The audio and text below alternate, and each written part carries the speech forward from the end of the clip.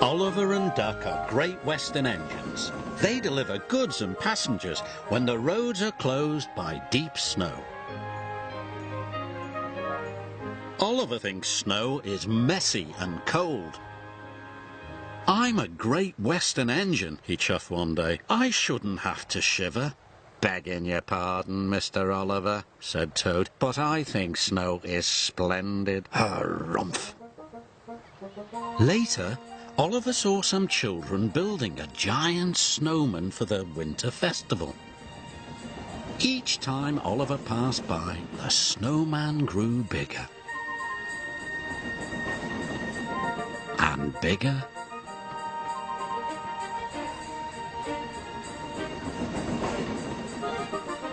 And bigger.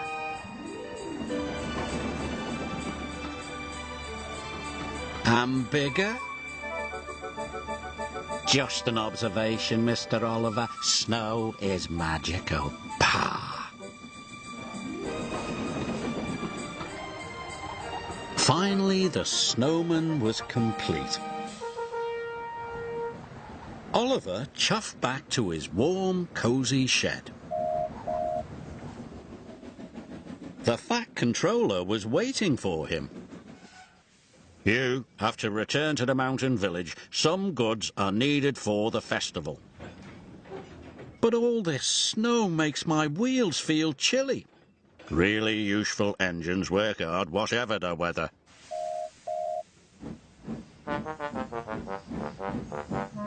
Soon, Oliver was loaded and on his way. The snow was cold.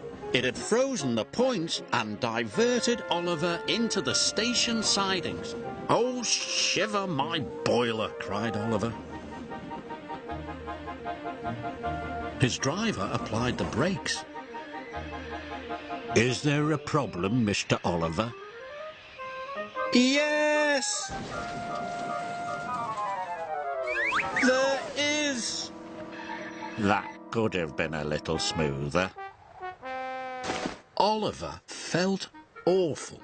He thought the children would be upset about their snowman. Oliver's driver went for help. The Fat Controller was just leaving his office when he got the call. "Meow." "Duck will bring the breakdown crane first thing in the morning," he said.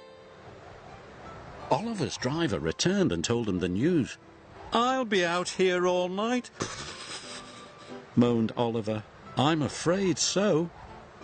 Luckily, the village inn had a toasty warm room for Oliver's driver. But Oliver was getting colder and colder. His fire had gone out and his funnel was covered in icicles. "I was right all along. There's nothing magical about snow." Ooh. Toad was beginning to think Oliver might be right. Brrr. Next morning, the children saw the situation. "Look," a little girl shouted. "Our snowman has eyes in its tummy." "No, it doesn't," laughed a little boy. "It's Oliver." That gave the children an idea. When Oliver woke up, he was surrounded by happy children. "Oliver's a wonderful snow engine," they cried. Oliver was so relieved that suddenly he didn't feel cold anymore.